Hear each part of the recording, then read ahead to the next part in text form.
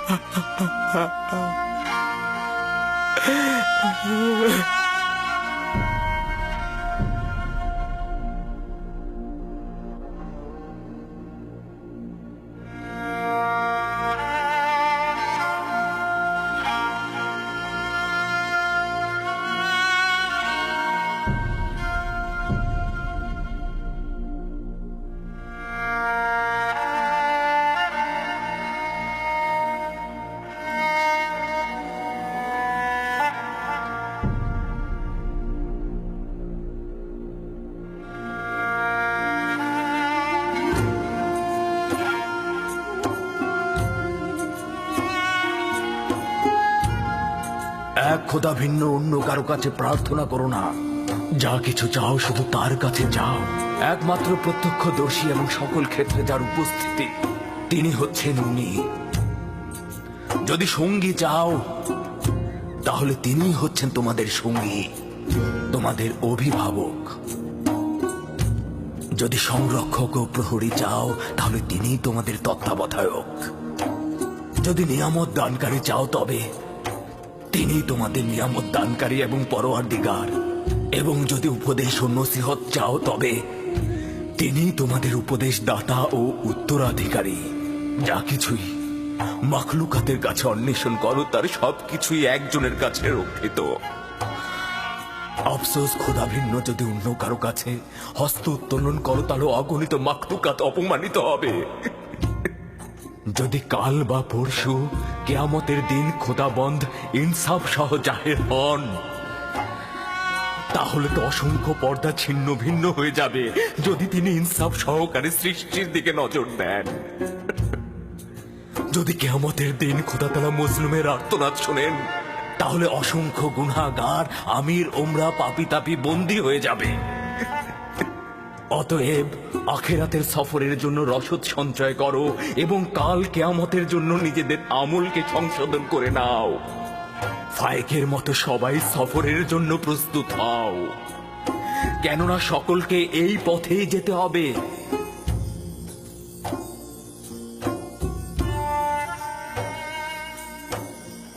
আমার গুনহার শাস্তি সম্পর্কে অবগত করতে এসেছেন। শান্ত হও ইউসুফ, নিজেকে এতটা কষ্ট দিও না। আমি আমার পাপ সম্পর্কে অবগত, আমি কখনোই নিজেকে ক্ষমা করব না। তোমার এই অবগত হওয়াতেই মহান খোদার সন্তুষ্টি। তার আনুকূল্য অপার অসীম যা ইউসুফকে লজ্জিত করেছে। তিনি তো আমাকে আমার প্রিয় পিতা ও অন্যদের চাইতে অধিক ভালোবেসেছিলেন। মহান খোদাবান যার হাতে, সকল কুদরত ও সম্মান তার হাতে। কে আমাকে মিশরের আজিজের রাজমহলে নাজ নিয়ামতে ডুবিয়ে দিয়েছিল? মহান খোদাবানদের হৃদয়ে যে রয়েছে সকল নিয়ামত তার রয়েছে। কে আমাকে জুলেখা ও মিশরের অন্যান্য নারীদের হাত থেকে নাজাত দিয়েছে? মহান খোদাবান্দ, যিনি মুমিনদেরকে মন্দ ও খারাপ কাজ থেকে ফিরিয়ে নিয়ে আসে। যে খোদা আমাকে এভাবে স্মরণে রাখেন আর আমি কিনা তার উপস্থিতিতেই অন্যকে স্মরণে। ইউসুফের কি এই পাপের জন্য রক্তের অশ্রুপাত করা উচিত নয়? আমার তো বিলাপ করতে করতে বুক ফেটে যাওয়া উচিত। গুনাহ করেছি খোদা, পাপ করেছি আমি প্রায়শ্চিত্ত করতে চাই। যদি ইউসুফ তার নিজের ভুলের জন্য এই রূপ অনুতপ্ত না হতো, একইভাবে মহান খোদার দরবারে আনুগত্য পোষণ না করত, তাহলে খোদার আনুকূল্য থেকে বিচ্যুত হয়ে যেত, নবুয়াতের মাকাম থেকে বিচ্যুত হতো। সিদ্ধান্ত ছিল ইউসুফ 1 বছর জেলখানায় থাকবে, কিন্তু এখন এটা 7 বছর বৃদ্ধি করা হয়েছে, যেন ইউসুফ তার পাপের প্রায়শ্চিত্ত করে এবং কারাবন্দীদের হেদায়েত দান করে, কারণ ভবিষ্যতে ইউসুফের অসংখ্য বন্ধু দরকার হয়ে পড়বে। আমি কারাগার আলিঙ্গন করছি, এমনকি যদি সমস্ত জিন্দেগি হয়, শুধু আমার মাবুদ যেন আমার থেকে দৃষ্টি ফিরিয়ে না নেন, শুধু এটাই কামনা করছি। আমি শুকরিয়া জ্ঞাপন করছি, শুকরিয়া জ্ঞাপন করছি।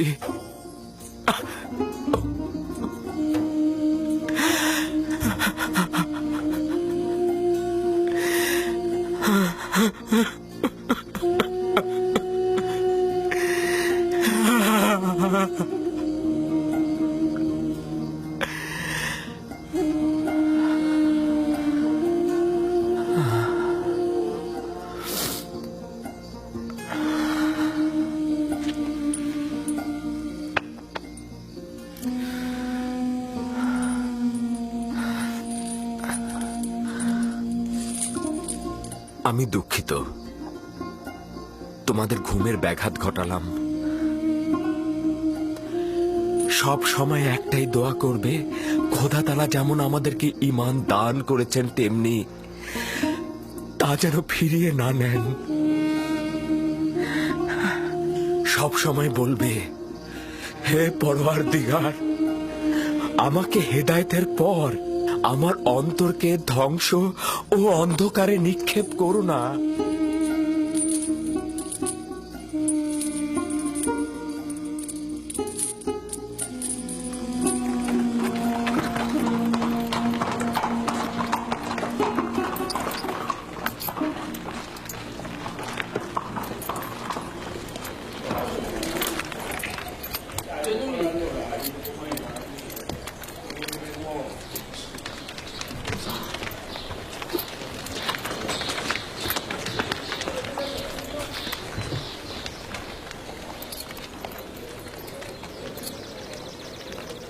সম্ভাব্য বিপদের মোকাবেলায় প্রয়োজনীয় পদক্ষেপ চিন্তা করেছো তো?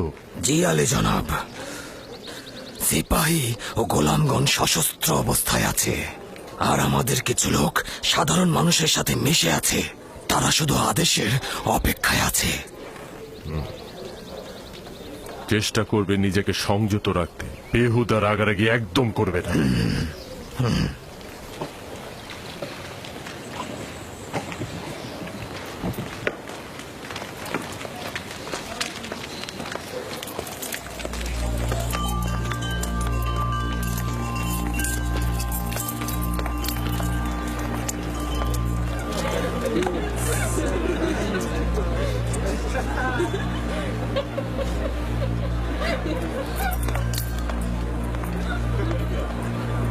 জনাব পদিয়ামুন, আপনাদের অস্ত্রগুলো জমা দিন।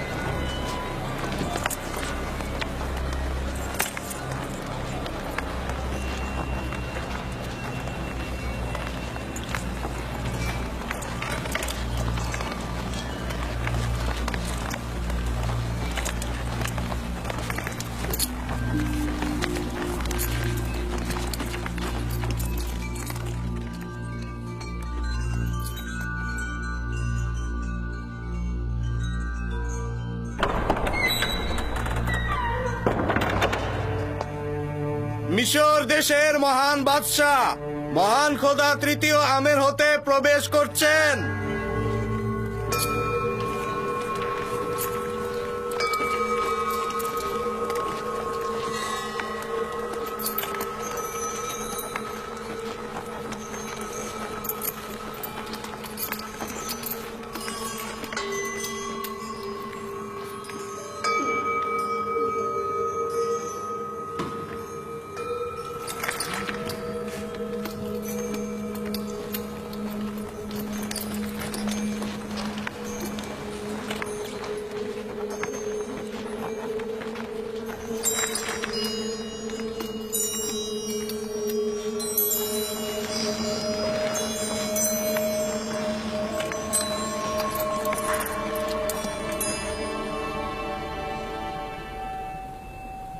বাবা জনাব আজ্ঞামোহর, মিশর ভূমির খোদার প্রধান খাদেম আজকের মেহমানদারিতে খোশ আমদেদ। আপনার উপরেও দরুদ মিশরের মহান খোদা মহান বাদশাহ তৃতীয় আমেন হতেপ, মিশরের সকল রাজমহলের শ্রেষ্ঠ বাদশাহ। আচ্ছা, সত্যি করে বলুন তো জনাব আজ্ঞামোহর, যে উপাধি ব্যবহার করলেন তা কি নিজে কবুল করেন? আমাদের সন্দেহ নেই এবং যা বললাম তা শতভাগ সত্যতা রয়েছে। আমন খোদার খাদেমদের দৃষ্টিতে মিশরের সকল বাদশাহই অর্ধ খোদা পদমর্যাদার অধিকারী। তাহলে উপস্থিত গণ্যমান্যদের কাছে সওয়াল করছি, অজ্ঞামোহরের কথা অনুযায়ী এই পদমর্যাদার অধিকারীর বিরুদ্ধে ষড়যন্ত্রকারীর শাস্তি কি হওয়া উচিত?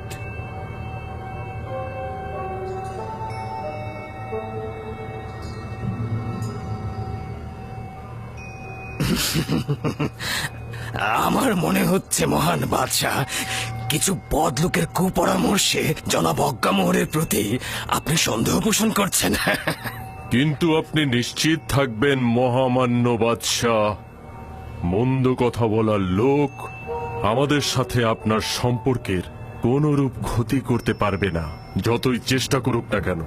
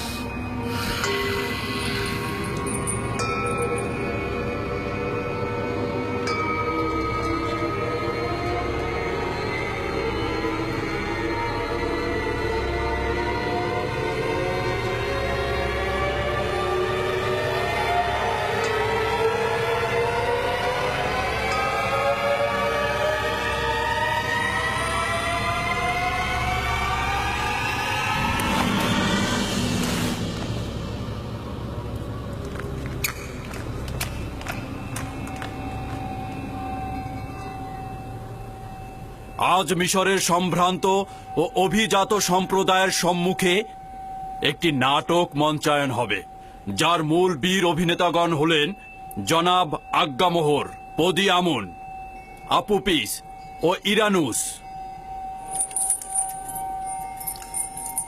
আচ্ছা জনাব আজ্ঞামোহর, এদেরকে চিনতে পারছেন? জি, যদি আমি ভুল না করে থাকি তারা জনাব আমেনহোতেপের দস্তরখানার তত্ত্বাবধায়ক এবং শরাব দানকারী। আচ্ছা, এবাদতখানার সঙ্গে এ দুজনের সম্পর্ক কি, নাকি এখন ওদের কাছ থেকেই শুনতে হবে?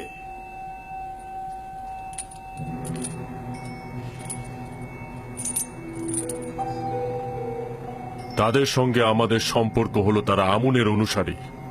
তাদের সঙ্গে অন্য কোনো সম্পর্ক নেই আমাদের। আচ্ছা আপুপিস, তোর কি খবর? জনাব আজ্ঞামোহরের সাথে তোর সম্পর্কের কথা একটু বলবি? কি বল? সত্যি বলছি, আমার সাথে আজ্ঞামোহরে কোনো সম্পর্ক নেই। আমেনহোতেপকে হত্যা করার জন্য কার সঙ্গে চুক্তি করেছিলি সেইটা সবার সামনে বল।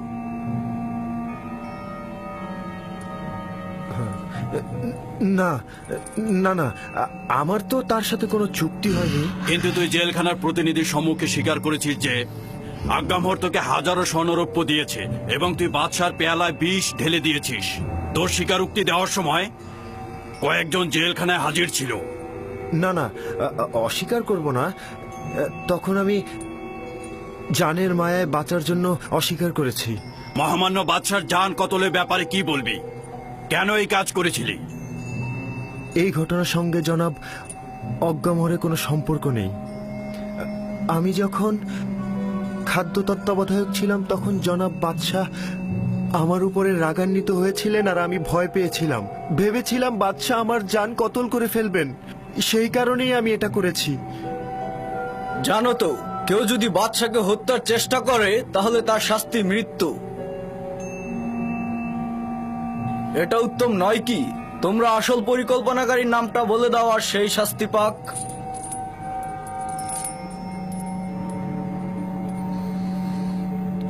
জনাব পুতিফার, কেন জোড়াজুড়ি করে এবাদতখানার খাদেমদেরকে দোষী করতে চাইছেন? সে সবার সম্মুখে আমাদের সাথে তাদের সম্পর্কের কথা অস্বীকার করেছে। আপনি তাহলে আর কি প্রমাণের অপেক্ষা করছেন?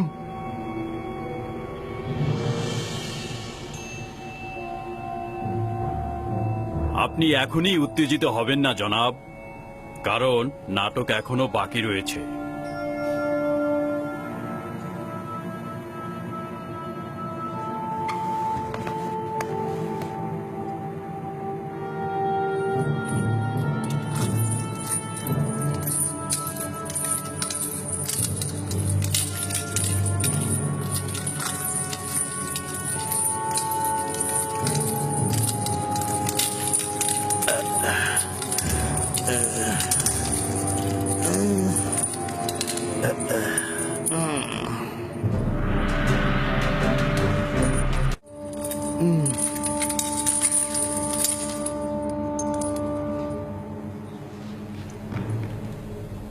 জনাব কিমুনি, তুমি জাভিরা জেলখানার সম্মুখে কি করছিলে এবং আপুপিসের সঙ্গে তোমার কি দরকার ছিল?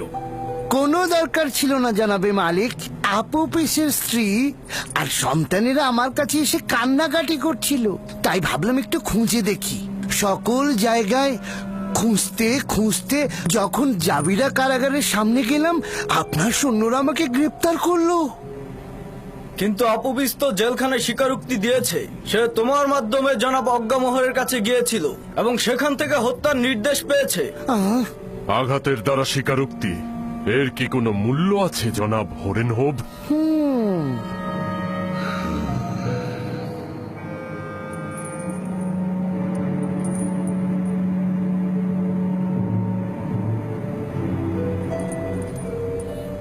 তার মানে তোমার ইরানুস আর আপুপিসের সঙ্গে কোনো সম্পর্ক নেই এবং আমাকে কতল করার কোনো নীল নকশা তুমি করনি। না আমার খোদা বন্দেগার, এদের সঙ্গে আমার কোনো সম্পর্কই নেই।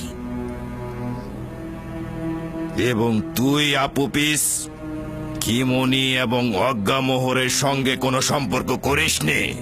না আলী জনাব, আমার জনাব কিমুনি ও অজ্ঞামোহরের সঙ্গে কোনো সম্পর্ক নেই। তাহলে কি তুই শুধু শুধু ইরানুসের সঙ্গে মিলে আমাকে হত্যা করার নীল নকশা করেছিস? না আলী জনাব, না, আমি এই ষড়যন্ত্র সম্পর্কে অবগত ছিলাম না। সত্য বলতে কি আলী জনাব, ও এই সব ঘটনা জানতো না।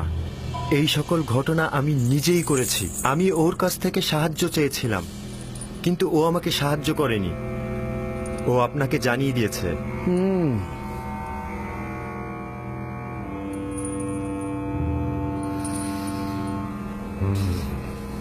আমার চোখের সামনে থেকে দূর হয়ে যা, নইলে লাগাম ছাড়া হয়ে তোকে হত্যার নির্দেশ দেব।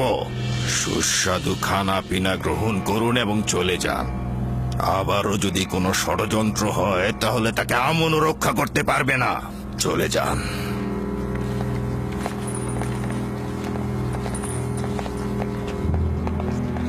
এটা এবাদতখানার খোদা ও খাদেমদের চরম অবমাননা। এরা কাফের, আমুনকে ঘৃণা করে। আমুন এদের জবাব ঠিক সময় মতো দেবে। তুই নির্ঘাত বোকা, নিজের জানকে আজ্ঞামোহরের জন্য উৎসর্গ করলি।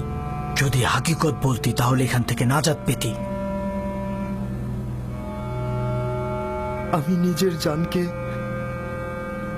পরিবার ও আত্মীয় স্বজনদের জন্য উৎসর্গ করলাম।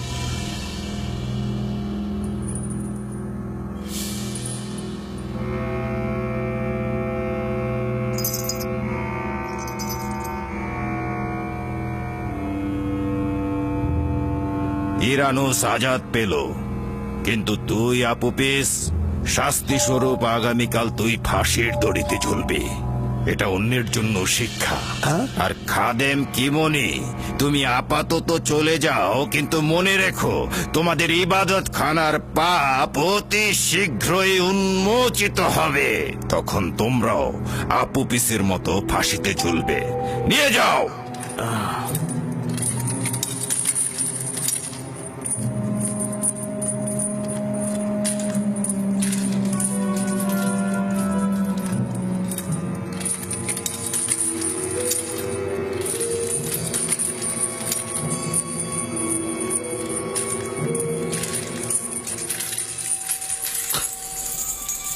রাজসভা শেষ হলো, সবাই চলে যান।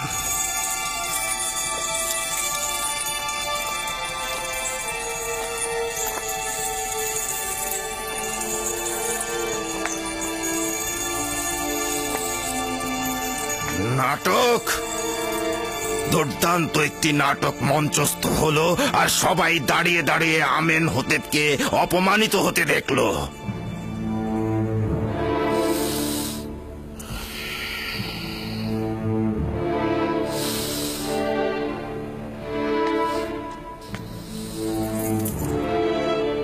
ইরানুস, জি জি জি জি আলী জনাব। তুই কি আমার শরাব দানকারী সাকি নস? জি জি জি আলী জনাব, অবশ্যই। তাহলে শরাব কোথায়? আপনার খেদমতে হাজির জনাব।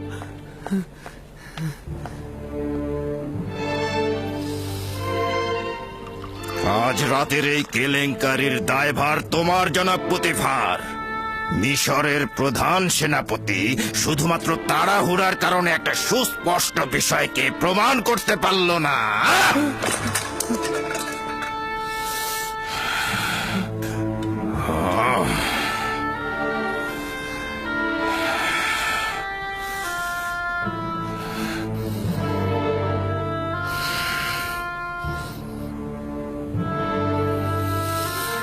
তুমি আমাকে আশ্বাস দিয়েছিলে সব আমাদের অনুকূলে আছে, আর তুমি সেটা প্রমাণ করতে পারবে।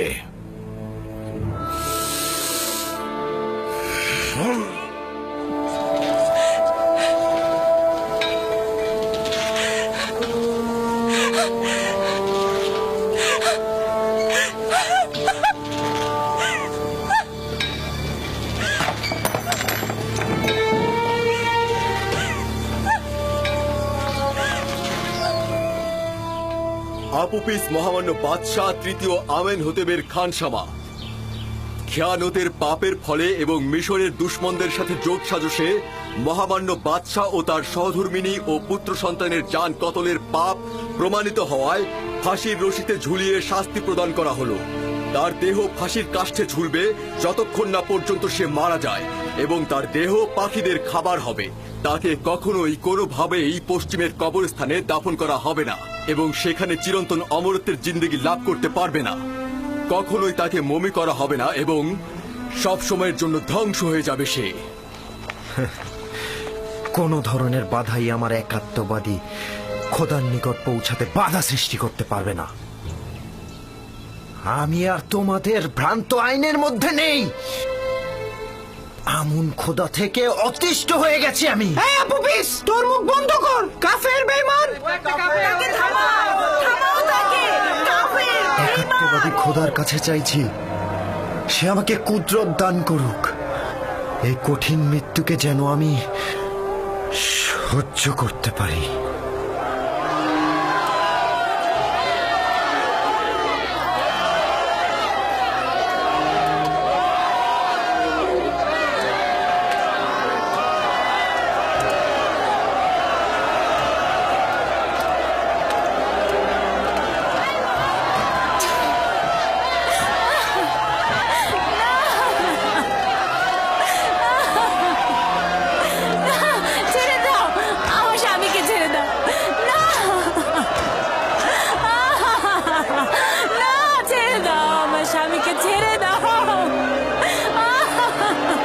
তোর আমন খোদার উপরে লানত, তোর উপরে লানত, কাফের বেঈমান।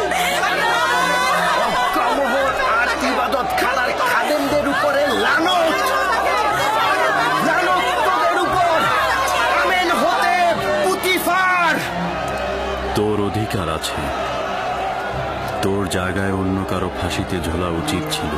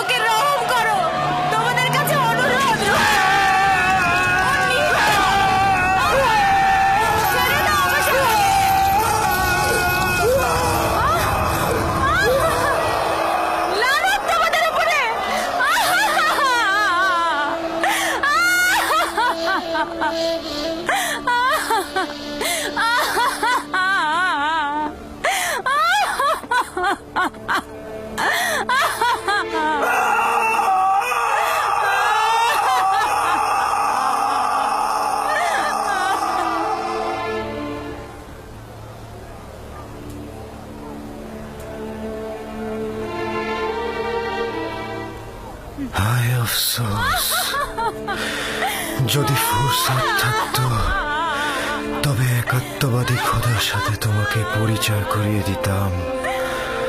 হায় আফসোস, যদি আমার সন্তানকে খোদার পয়গম্বর ইউসুফের সাথে পরিচয় করিয়ে দিতে পারতাম। খুশি হয়েছি যে তুমি নাজাত পেয়েছ। যদি তোমার কিছু হতো তবে আমি খোদার কাছে কি জবাব দিতাম?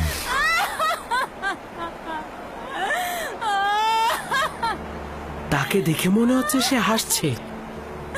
ঠিকই তো, আমিও তো তাই দেখছি। বিষয়টা কি? ও কেন হাসছে?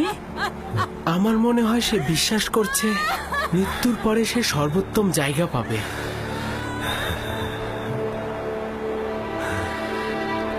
আমি এটা বুঝতে পারছি না, যদি মৃত্যুর পর তাকে মমি করে রাখা না হয় তাহলে সে মৃত্যুর পর উত্তম জায়গা কিভাবে পাবে?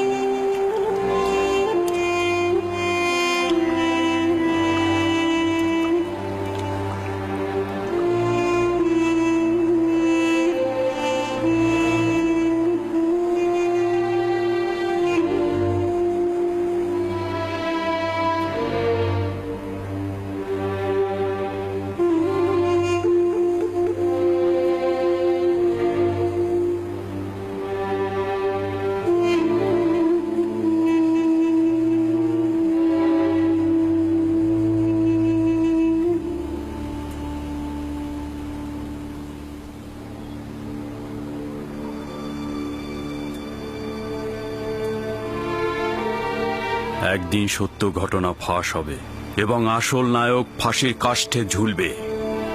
একদিন না একদিন অজ্ঞামোহর ও অন্যান্য খাদেমরা তাদের পাপের শাস্তি পাবে। রওনা হও।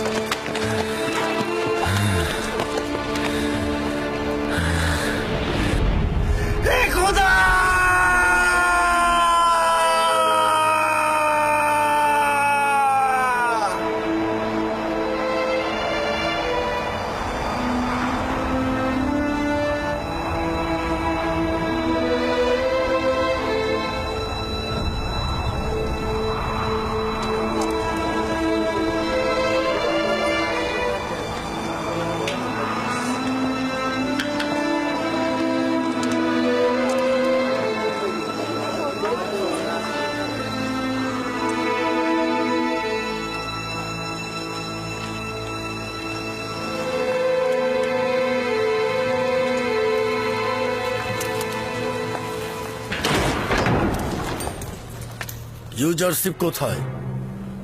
জনাব ইউজারশিপ। ইউজারশিপ, তুমি যেরূপ খোয়াবের ব্যাখ্যা দিয়েছ সেরূপই ঘটেছে। আপুপিস ফাঁসির দড়িতে ঝুলেছে।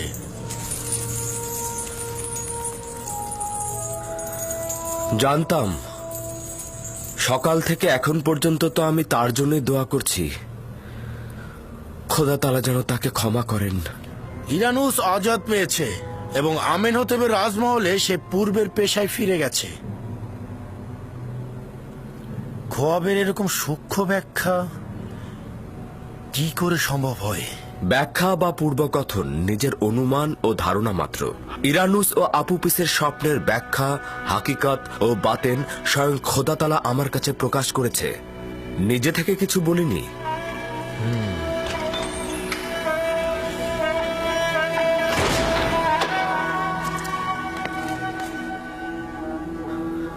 খোদাবন্দ আমাদের সকলকে ও আপুপিসকে ক্ষমা করুক। আগেই কিভাবে অনুমান করলি ইউজারশিপ? জাদু বা শয়তানের সাহায্য নিয়ে, তাই না? যেসব আয়াত সকলের জন্য হেদায়েত স্বরূপ, জালিমদের জন্য সেটা ক্ষতিকারক বই আর কোনো ফল বই নিয়ে আসে না।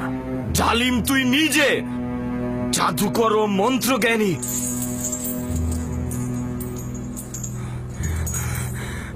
আমি অতটা আহাম্মক নই যে তোর পয়গম্বরী গ্রহণ করব। তুই একটা জ্যোতিষী, তুই একটা জাদুকর ছাড়া কিছুই না।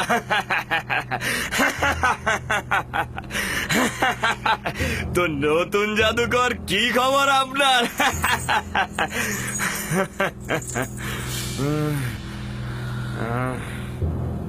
কত বছর বন্দী থাকার আদেশ প্রাপ্ত হয়েছিল?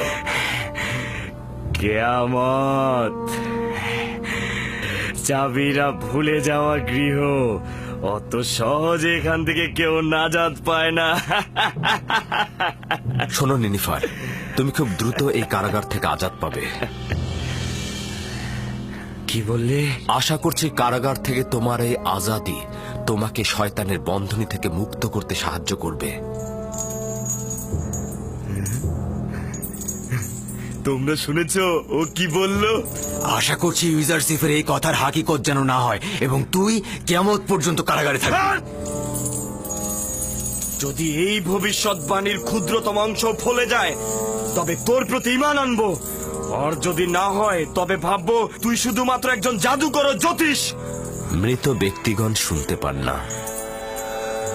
হকের পায়গাম ও সত্যের কালাম তাদের কর্ণকুহর দিয়ে অন্তরে প্রবেশ করে না।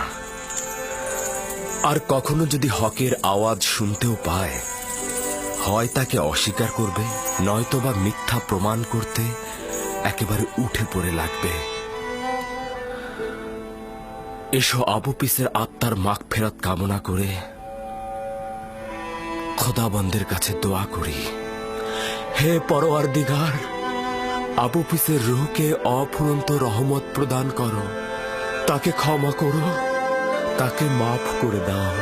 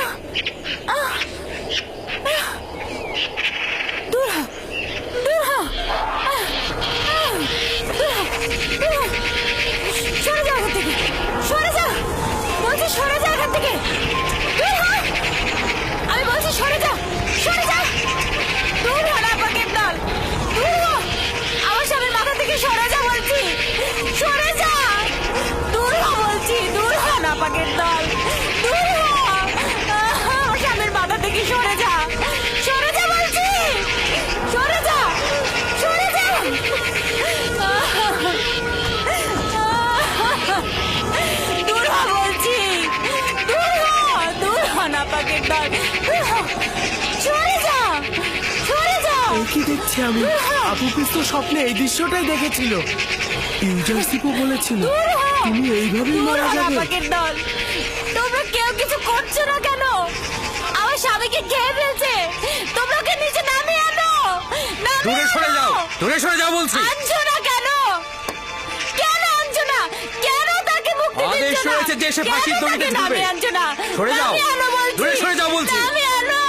লানত তোমাদের উপর, লানত অজ্ঞামোহরের উপর, লানত আমেন হতেবের উপর, পুতিফার ও অন্যান্যদের উপর, যারা আমার স্বামীকে কতল করেছে।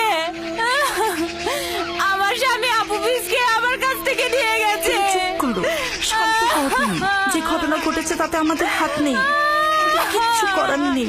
শান্ত হও, ধৈর্য ধরো, ধৈর্য ধরো তুমি।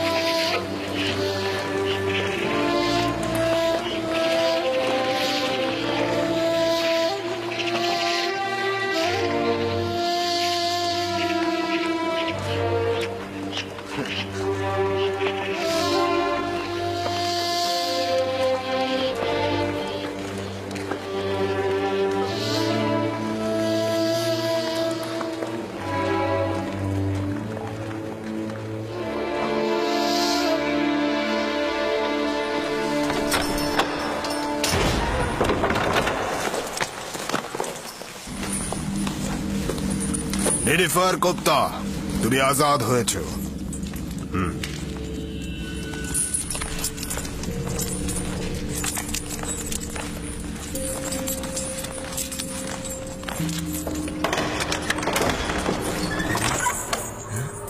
আমি আজাদ, আমি আমি আজাদ হয়ে গেছি।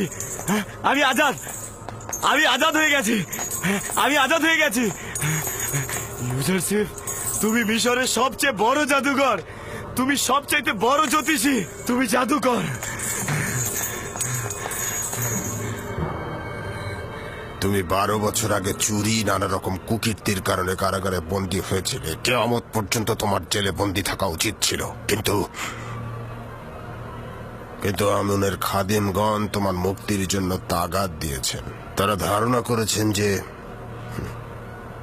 তুমি পাপাচারের পথ ছেড়ে দেবে আর আমুনের ইবাদত খানায় খেদমতগার হিসেবে নিজেকে খেদমতে নিমগ্ন করবে। যদিও বিশ্বাস হয় না, তবু চাই ইবাদতকারীদের আকাঙ্ক্ষা তুই পূরণ করবি।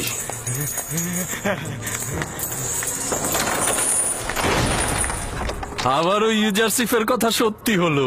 তার প্রতি আমার দিন দিন ঈমান ও সংকল্প বেড়েই চলেছে। এগুলো সবই খোদার পয়গম্বরদের সত্যতার নিশানা।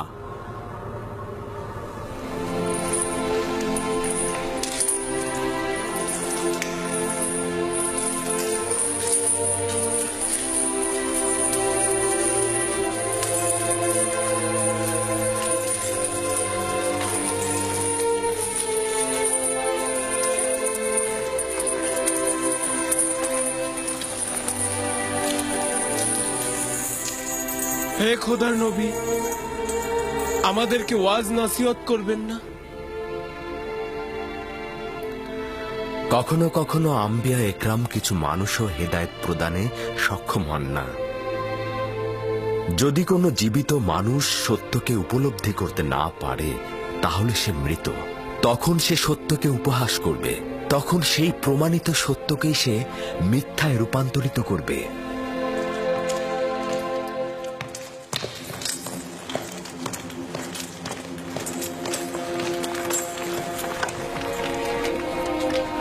আলী জনাব, আলী জনাব, কি হয়েছে আলী জনাব? কিছুই হয়নি, চলো যাওয়া যাক।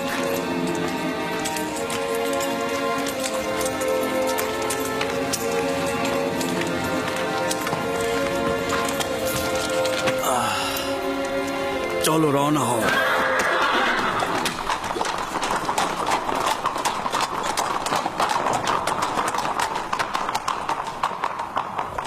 আলী জনাব, নীল নদের তীরবর্তী কিছু উর্বর ও ফলনশীল জমি বাজেয়াপ্ত করা হয়েছিল। সেগুলো তাদের মালিকদের বুঝিয়ে দিতে চাই, কিন্তু ইবাদতখানার কিছু খাদেম তাদের স্বেচ্ছাচারিতা ও সীমালঙ্ঘন চালিয়ে যাচ্ছে। এই স্বেচ্ছাচারিতা আমি বরদাস্ত করব না। হয় আমুনের খাদেমরা থাকবে, নয়তো আমি। আপনারা কেন মূল কারণ খুঁজে বের করছেন না? মুশকিল হলো এই আইনের ভিত্তিগুলো। আমাদের মিশরে আমুনের ইবাদতকারীর সংখ্যা অনেক বেশি। আসল মুশকিল হলো যেই সব খোদা নিজে চলতে না পেরে খাদেমদের দ্বারা আইন সৃষ্টি করে। আমাদের উচিত হবে এই আইনগুলো আগে পরিবর্তন করা। আমুনের ইবাদত হচ্ছে মিশরের প্রাচীন আইন। এটা খুব সহজেই উপড়ে ফেলা কি সম্ভব? একটি ভুল দীর্ঘদিন হওয়া যুক্তিপূর্ণ নয়। যতদিন মিশরে এই আইন থাকবে, ততদিন স্বেচ্ছাচারিত ও লুটতরাজ থাকবে। আলী জনাব, আমি এক যুবক কয়েদিকে চিনি যার কথার সঙ্গে আপনার কথার একদম মিল রয়েছে। আপনি যদি হুকুম করেন। আলী জনাব, আলী জনাব, কি হলো আপনার? আলী জনাব, দ্রুত দরবারের চিকিৎসক সিনহাকে খবর দাও। যাও, তাড়াতাড়ি করো।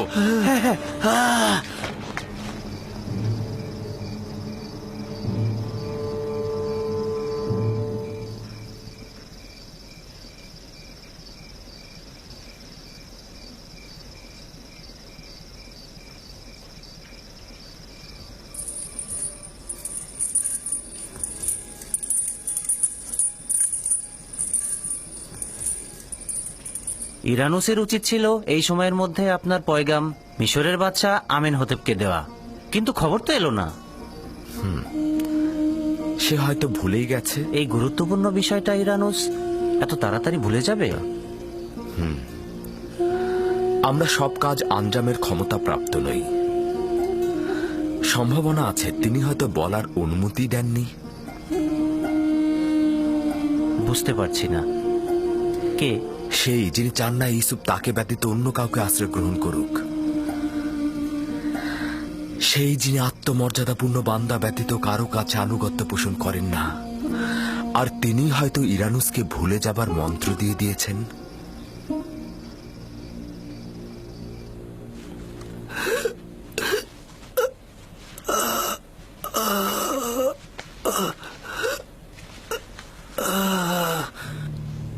আমি কি বলতে চেয়েছিলাম?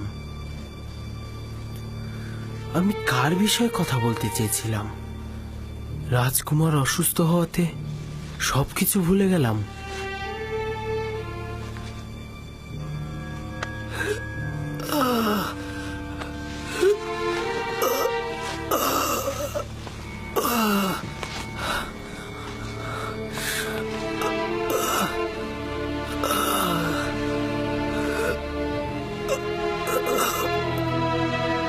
এরকম হাল কেন হলো সিনুহে?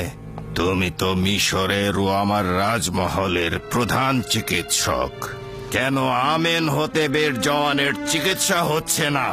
কখনো কখনো কোনো অভিজ্ঞ চিকিৎসকও কিছু কিছু বিমারির চিকিৎসা করতে অক্ষম, আর এটা জাহাপনা সেরকমই একটি বিমার। আমাদের বাদশা পুত্রের রোগটা কি? মৃগী রোগ নাকি বেহুশ? এর কোনোটাই নয়।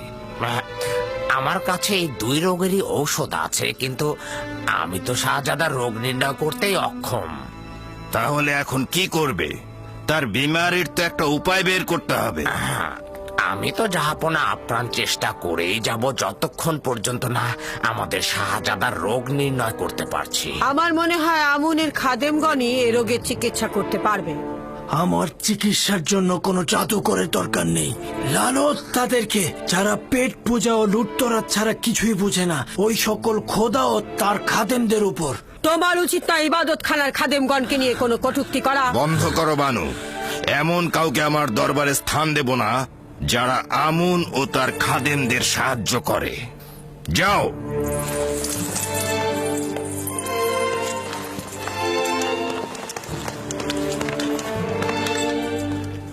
আমার রাজমহলে যেহেতু বানু তীরের মতো একজন আমুনের গোয়েন্দা রয়েছে, সেহেতু আমার বিজয় হবে কঠিন।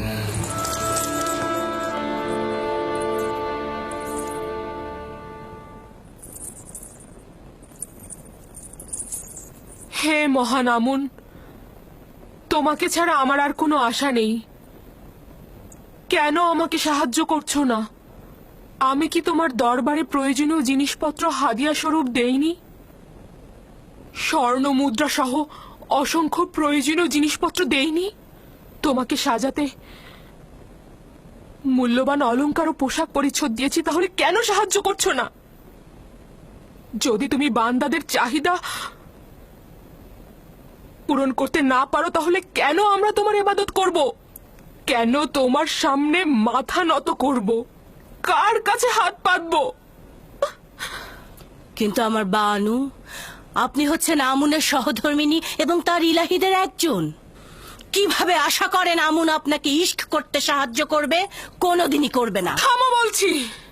কেন আমাকে রাগান্বিত করছো? এটা কেন বুঝতে পারছো না? যদি আমি আমুনের খেদমতগারদের সহধর্মিনীদের ঘরে থাকতাম, তাহলে তারা আমাকে নিজেদের ইচ্ছে মতো ব্যবহার করত। তাহলে ইউজারশিপের প্রতি হাত বাড়ালে কি সমস্যা? বানু, আপনি কেন বুঝতে পারছেন না আমুনের খাদেমরা? চুপ করো তুমি। আমি আর কিছু শুনতে চাই না। ঠিক আছে আমার বানু, যদি আমাকে অপমানিত করে আপনি আনন্দিত হন, তাহলে আমি নিশ্চুপ থাকছি। কিন্তু এতে আমার কি কোনো দায় আছে? তুমি দায়ী। তোমার তীর্যক কথা দিয়ে আমার মনকে বিষাক্ত না করে সুন্দর একটি পথ বলে দাও কারিমামা। আমি তো পূর্বেও বলেছি, কিন্তু আপনি কর্ণপাত করেননি। কেন জনাব পুতিফারের কাছে যাচ্ছেন না? যেভাবে আপনি তার মাধ্যমে ইউজারশিপকে কারাগারে পাঠিয়েছেন, ঠিক একইভাবে তার মাধ্যমে ইউজারশিপকে আজাদ করুন। পুতিফার আমার কাছে জানতে চাইবে না যে কেন আমি তাকে জেলে পাঠালাম, আর কেনই বা এখন তাকে ছাড়াতে চাচ্ছি? তোমার প্রস্তাব তোমারই মতো কারিমামা।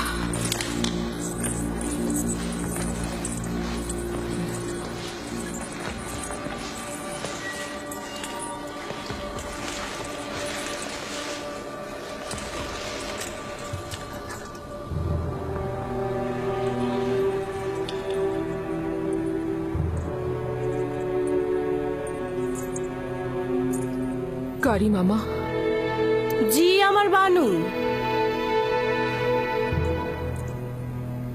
ভুল কি আমার নাকি এই আয়নার? আমাকে বিবর্ণ মনে হচ্ছে কেন? আপনি চিন্তিত হবেন না আমার বানু, সাজসজ্জা করলে সব ঠিক হয়ে যাবে।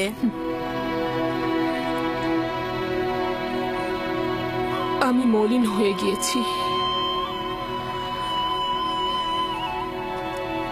যদি এই বিষণ্ণতা এভাবেই অব্যাহত থাকে, তাহলে ইউজারশিপ যেদিন মুক্তি পাবে, তার সামনে কিভাবে দাঁড়াবো? নিজেকে কষ্ট দেবেন না। আপনি এখনো মিশরের সর্বশ্রেষ্ঠ সুন্দরী, অতীতের মতোই। সদা প্রফুল্ল, জওয়ান এবং সুদর্শনা।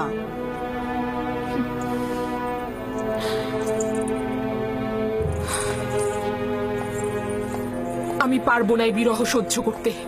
আমাকে কিছু একটা করতেই হবে।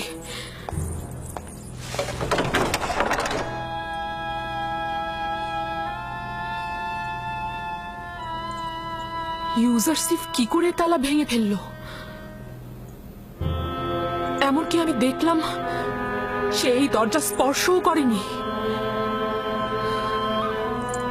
তুই নিজেই ভেঙে গেছিস, ঠিক আমারই মতো।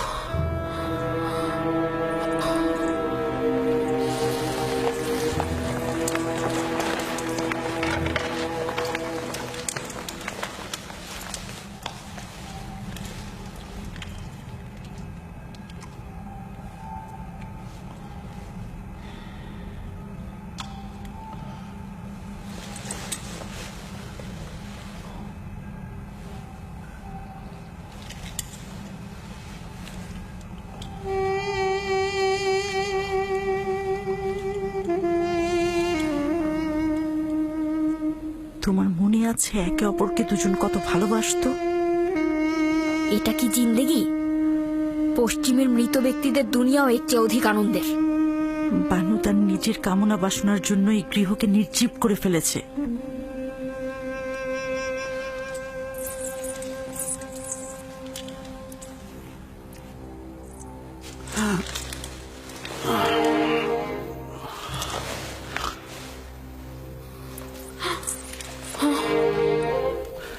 দরবারের চিকিৎসক সিংহকে খবর দাও।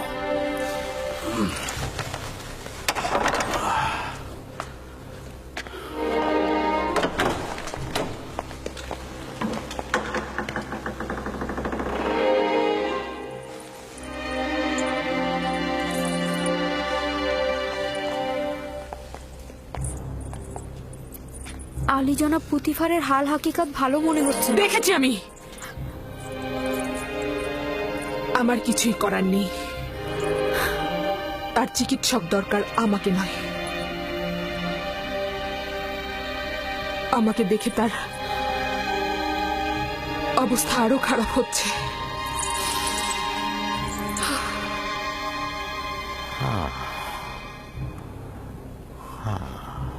হৃৎপিণ্ড ঠিক মতো কাজ করছে না। উচিত হলো ক্রোধ ও পেরেশানিকে সম্পূর্ণ নিয়ন্ত্রণে রাখা আর পরিপূর্ণ বিশ্রামে থাকা।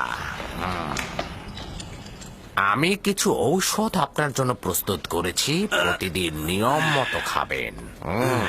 আর ঔষধ শেষ না হওয়া পর্যন্ত চলাফেরা সম্পূর্ণ নিষেধ।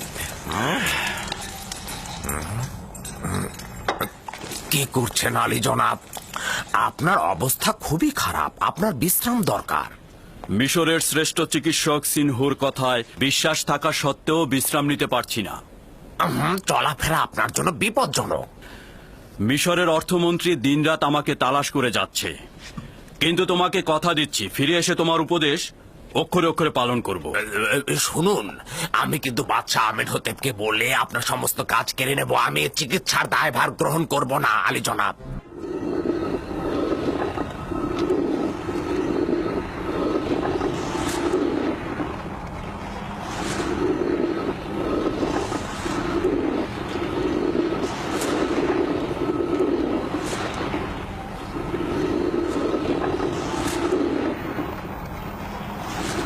দেখেছো কারি মামা,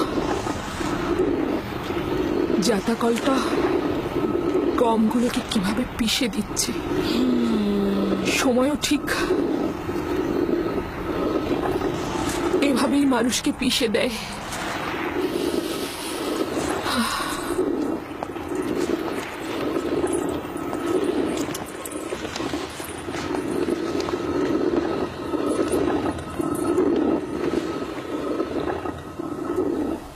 ইউজারশিপ 8-9 বছর হলো জেলখানায় রয়েছে, কিন্তু জুলেখাকে দেখে মনে হচ্ছে তার বয়স 20 বছর বেড়ে গেছে।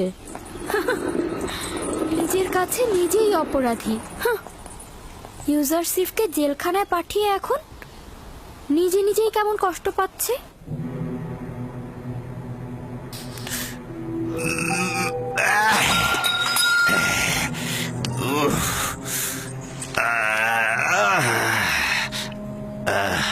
এই মাথা ব্যথা আমাকে কতল করে ফেলবে। জলদি সিন হয়েকে ডাকো, সিন হয়েকে ডাকো তাড়াতাড়ি।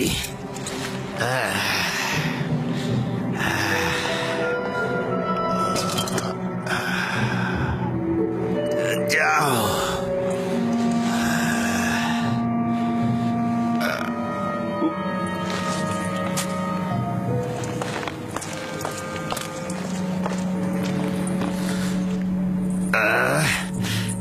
যাও।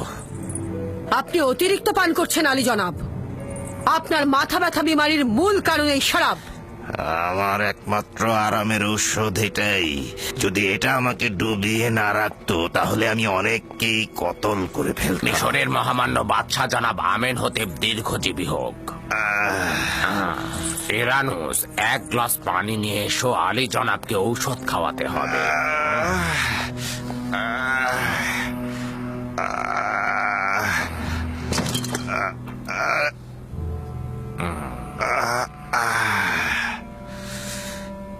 তুমি কি চাও বানতি যে আমার মাথা ব্যথা ভালো হোক?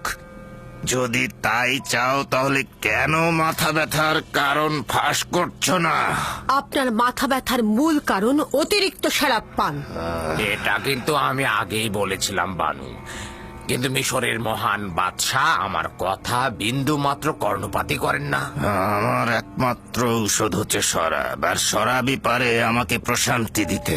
সাময়িক প্রশান্তি হলেও এটা আপনার মৃত্যুর কারণ হবে। কেন বাহানা করছো? আমার মাথা ব্যথা কমাতে পারে এমন কিছু বলো।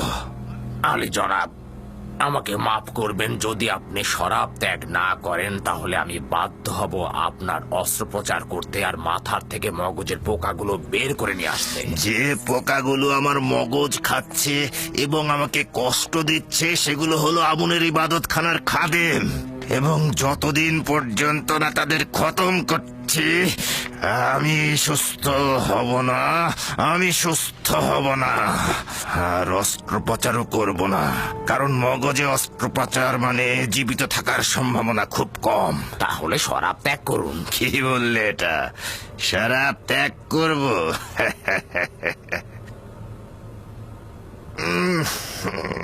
তাহলে এটা খাবো।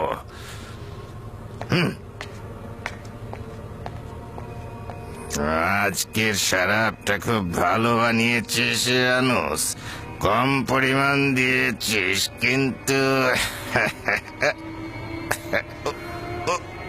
আমি শুধু আমার চিকিৎসা শাস্ত্রের জ্ঞান দিয়ে বলতে পারি যে বিপদে রয়েছেন, নিজের দিকে লক্ষ্য রাখবেন। তার মানে কি তোর সময় ফুরিয়ে এসেছে আমেন হতে?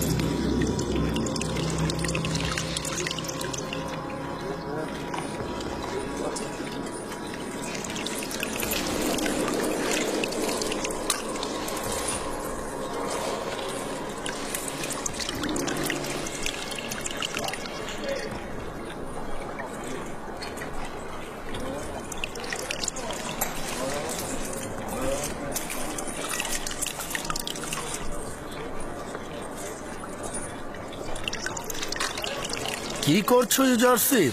ফুল গাছগুলোর পরিচর্যা করছিলাম। সে যে কাজটি করে একেবারে জীবন দিয়েই করে। ইউজারশিপের কাছে কোনো পার্থক্য নেই, হোক সেটা ফুল চারা রোপণ, হোক সেটা ইনসানদের হেদায়েত।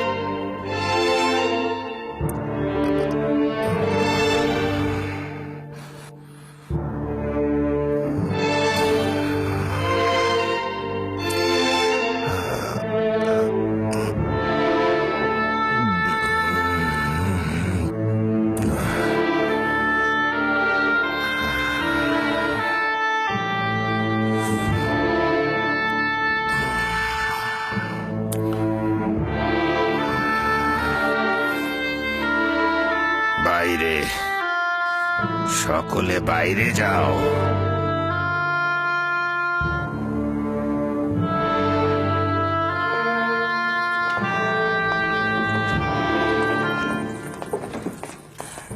শোনোনি, আমি বলেছি সকলে বাইরে যাও। তুমি না, তুমি থাকো শুধু।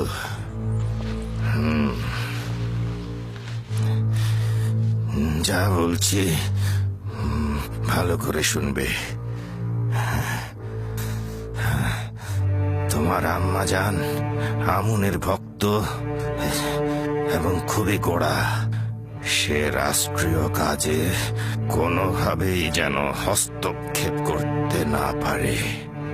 আমাকে মমি করার পর আমি যে কবরটা তৈরি করেছি সেখানে আমাকে দাফন করবে, কিন্তু আমনের কোনো কিছু আমার সঙ্গে দিয়ে দেবে না। কারণটা হলো এই যে আমি আমন খোদাকে বিশ্বাস করি না। আর একটা কথা, আমনের খাদেমগণ বিপজ্জনক, আর আমনের খাদেমগণ আইন নিজেদের ভোগে ব্যবহার করেন আর নিজেদের লাভের জন্য তারা যে কোনো ধরনের কাজ করতে পারে। তাদের বিশ্বাস করবে না, তাদের জোরালো সুপারিশ পুতিফারকে জানাবে। সে বিশ্বাসের খেয়ানত করবে না, তোমার আম্মাজানকে সম্মান করবে কিন্তু বিশ্বাস করবে না। তোমার স্ত্রী নেফ্রদিতিকে ভালোবেসো, তুমি একাধিক সন্তানের অধিকারী হবে। আমি চাই না আমার বংশ নির্বংশ হোক, আর আমার মিশরের ঐতিহ্যকে সমুন্নত রেখো, বিলুপ্ত যেন না হয়ে যায়, বিলুপ্ত না হয়ে যায়। খুব দক্ষতার সাথে রাজকার্য পরিচালনা করবে। আমি তোমার কাছে আশা করছি যে তুমি খুব দক্ষতার সাথে এই পাপাচারীদের অবশ্যই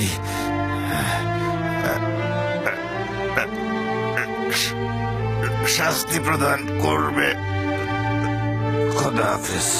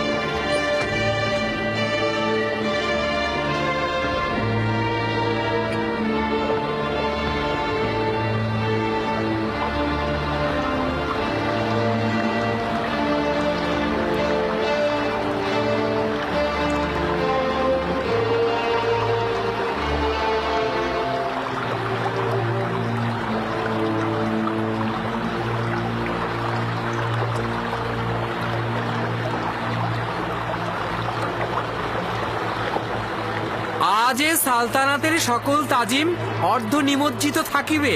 আজ তৃতীয় আমেন হতেবে সূর্য অস্তমিত হলো, আগামীকাল চতুর্থ আমেন হতেবে সূর্য উদিত হবে। আজকে তৃতীয় আমেন হতেবকে মমি করা হবে, আর আগামীকাল চতুর্থ আমেন হতেবকে সিংহাসনে বসানো হবে।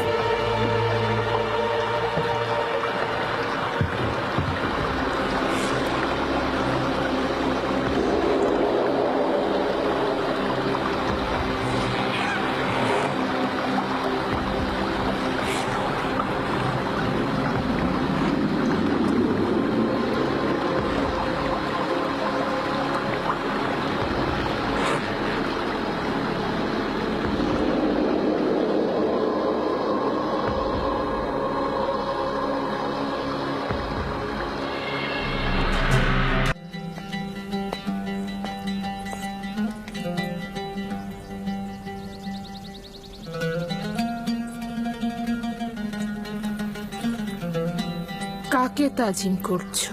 বানু জুলেখাকে তাজিম করছি। পুতিফারের রাজমহলের আপনি তো বানু। বানুর তো আর কিছুই অবশিষ্ট নেই, না শান শওকত, না সেই রূপ লাবণ্য। আমার বানু, নিজেকে সবসময় এতটা অপবাদ দেবেন না। আপনি সবসময় আমাদের কাছে বানু জুলেখায় থাকবেন, বরং অতীতের চেয়ে আরো প্রিয় হবেন। আমার বানু, আপনি তো জানতেন আজ তৃতীয় আমেন হতেবের অন্ত্যেষ্টিক্রিয়া ছিল। জানতাম, কিন্তু আমার মন ভালো নেই। আমার কাছে এই আমেন হতে বা অন্য আমেন হতে কোনো মূল্য নেই। আপনার অংশগ্রহণ করা উচিত ছিল। মিশরের সকল সম্ভ্রান্ত নারী সেখানে ছিলেন। আমার মনে যে আহাজারি চলছে, অন্য কোনো আহাজারি নেয়ার ক্ষমতা নেই আমার।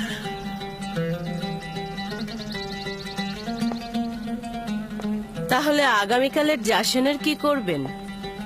সিংহাসনে আরোহণের জাসনে অংশগ্রহণ না করে থাকতে পারবেন? ওফ, আগামীকাল জাসনে যেতে বাধ্য আমি, কিন্তু এই বার্ধক্য লুকানোর জন্য সাজসজ্জা অলংকারাদি কিভাবে সম্ভব? উফ, আমি পারবো না।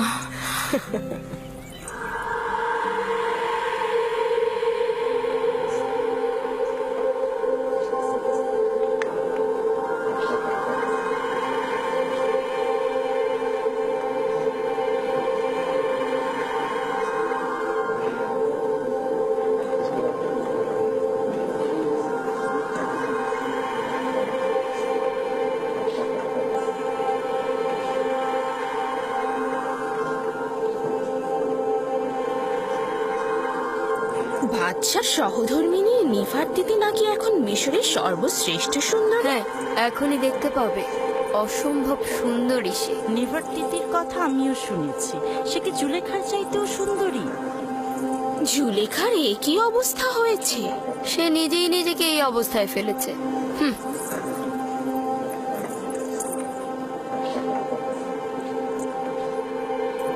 আমি শুনেছি যে চতুর্থ আমেন হতেব নাকি আমাদের আমন খোদায় একেবারে বিশ্বাসী নয়।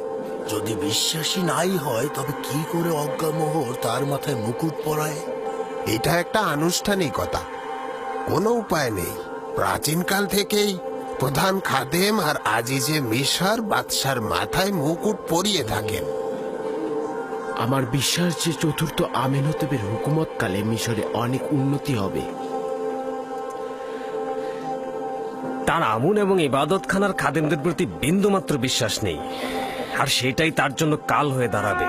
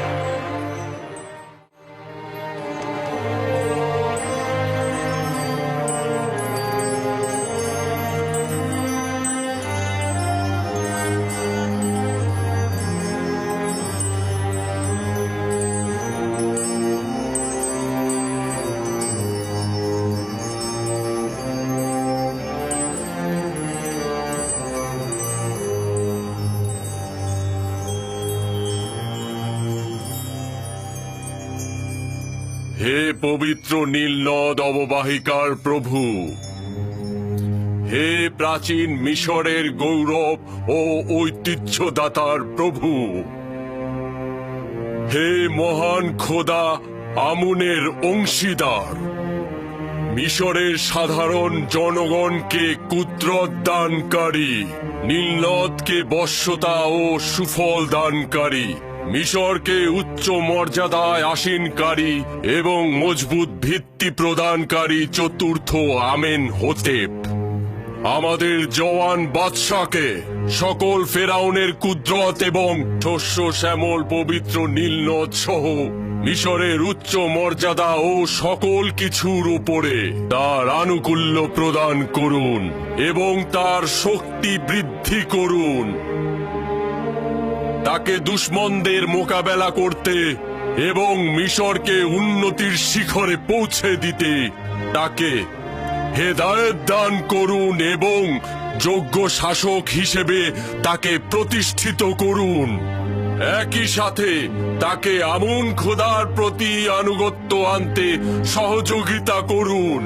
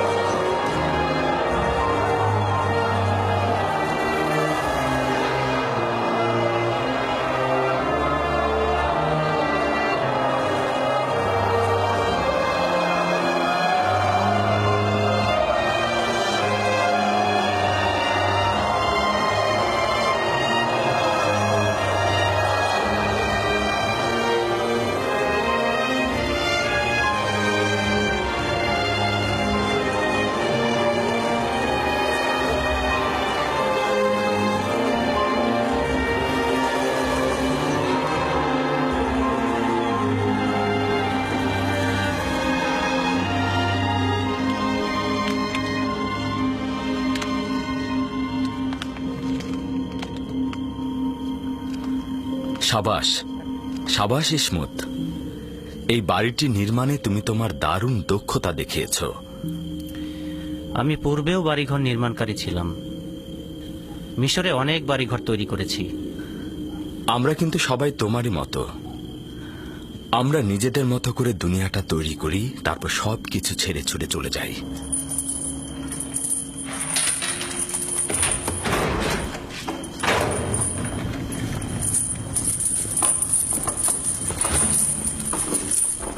ইউজারশিপ, একটা গুরুত্বপূর্ণ খবর আছে। ইনসানদের জন্য দুনিয়াতে সবচাইতে গুরুত্বপূর্ণ খবর হচ্ছে মৃত্যু, তাই নয় কি? হ্যাঁ, তা তো ঠিকই। ইউজারশিপ, জনাব আমিন হোতেপ মারা গিয়েছেন এবং চতুর্থ আমিন হোতেপ সিংহাসনে বসেছেন। হ্যাঁ, রুটির ঝুড়ি খালি করার সময় আমি তা সিপাহীদের কাছ থেকে শুনেছিলাম। হুকুমতের তাকাত বাহনের ন্যায় স্থায়ী। সবসময় শুধু চালকগণই পরিবর্তন হয়ে থাকে।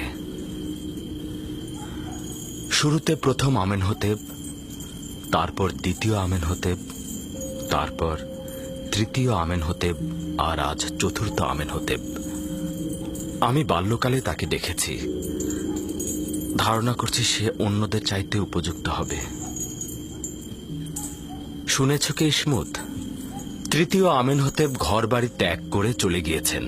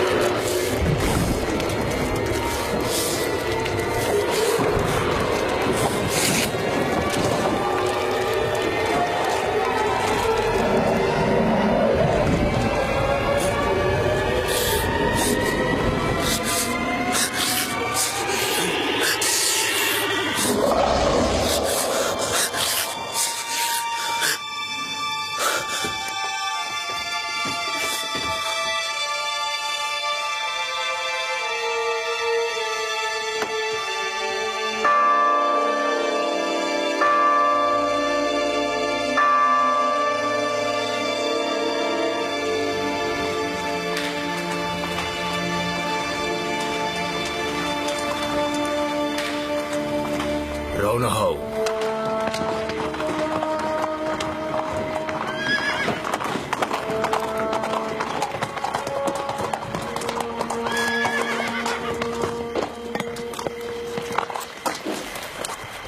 কে তুমি? এত রাতে এখানে কি চাও? বাদশাহ চতুর্থ আমেনহতেবের পক্ষ থেকে এসেছি। আজ্ঞামোহরের জন্য পয়গাম আছে। অপেক্ষা করুন, জনাব পদিয়াউনকে খবর দিচ্ছি।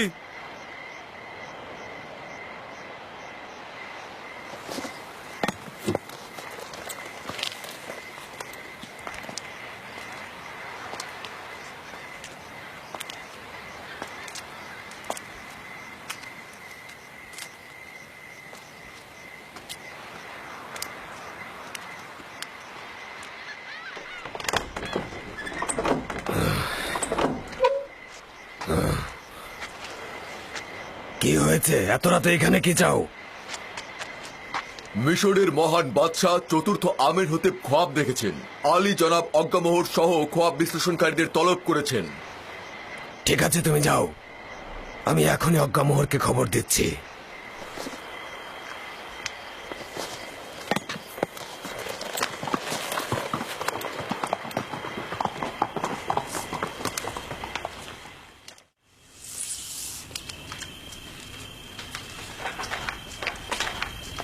আলী জনাব, আমি না হয় গিয়ে হরেনহবকে বলবো আপনি বিমারির কারণে বাদশার রাজ দরবারে যেতে সক্ষম হচ্ছেন না। না, প্রতিভার আজ পর্যন্ত নিজের প্রভুর ফরমান পালনে এক মুহূর্ত অজুহাত দেখায়নি। এখন কি করে দেখাবে?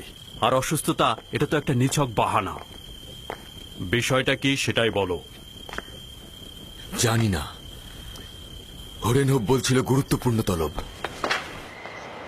দেখেছো অর্ধরাতে কিভাবে আমাদের ঘুম হারাম করে দিল। এত রাতে আমাদের বিরক্ত না করে সকালবেলায় তো তার খোয়াবের ব্যাখ্যা চাইতে পারতেন। কয়েকজন খোয়াব ব্যাখ্যাকারীকে খবর দাও আর অতি দ্রুত আমার সঙ্গে দেখা করতে বলো। যাও, দ্রুত করো, যাও। ঠিক আছে আলী জনাব।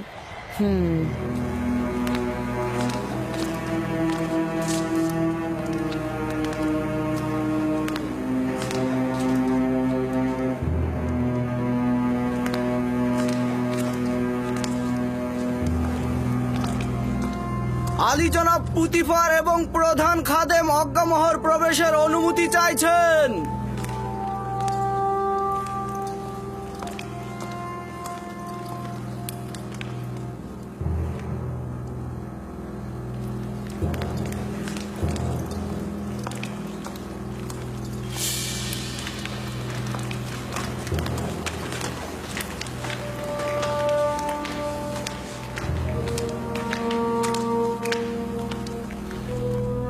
দরুদ মহামান্য বাদশাহ জনাব আমেনহতেবের জওয়ান। দরুদ আপনাদের উপরে। মহামান্য বাদশাহ, আমি চিন্তিত ছিলাম। আপনার কি হয়েছে? আশা করছি যে অপ্রীতিকর কিছু ঘটেনি। আজীব খোয়াব দেখেছি আমি। সম্ভবত অপ্রীতিকর হতে পারে, আবার নাও পারে। আবার এমনটাও তো হতে পারে যে এটার কোনো ব্যাখ্যাই নেই। বাদশার খোয়াবের ব্যাখ্যা বরকত ও কল্যাণময়ী হবে। বিশ্লেষণকারীদেরকে খবর পাঠিয়েছি, তারা এক্ষুনি হাজির হবে। যাই হোক না কেন, আমাকে অস্থির করে তুলেছে।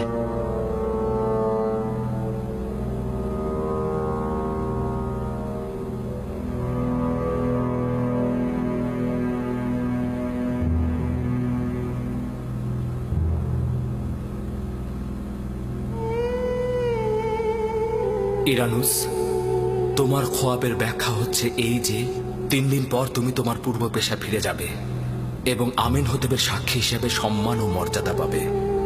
ইরানুস। জি জি জি জি আলী জনাব। তুই কি আমার শরাব দানকারী সাকি নস? জি জি জি আলী জনাব, আপনার খেদমতে হাজির জনাব। তাহলে শরাব কোথায়? আর আবু পিস, তুমি 3 দিন পর শাস্তি স্বরূপ ফাঁসি কাষ্ঠে ঝুলবে। তোমাকে ঝুলিয়ে রাখা হবে আর পাখিরা তোমার দেহ ঠুকরে ঠুকরে খাবে।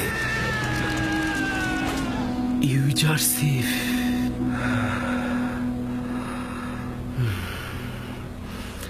আমি এটাই ভুলে গিয়েছিলাম, 7টা বছর পার হয়ে গেছে। সম্মানিত বানু, আমার কাছে বাচ্চার এই খোয়াবের জন্য ভালো পথ রয়েছে বানু, যদি অনুমতি দান করেন। আমি দেখলাম 7টি মোটা তাজা গরু প্রবল ঘূর্ণিঝড়ের মধ্যে নীল নদের ভেতর থেকে উঠছে। তারা তীরে এসে ঘাস খেতে লাগলো। এরপর নীল নদ শুকিয়ে গেল এবং তার ভেতর থেকে শুকনো সার বের হয়ে এলো এবং মোটা সারটিকে গিলে ফেললো।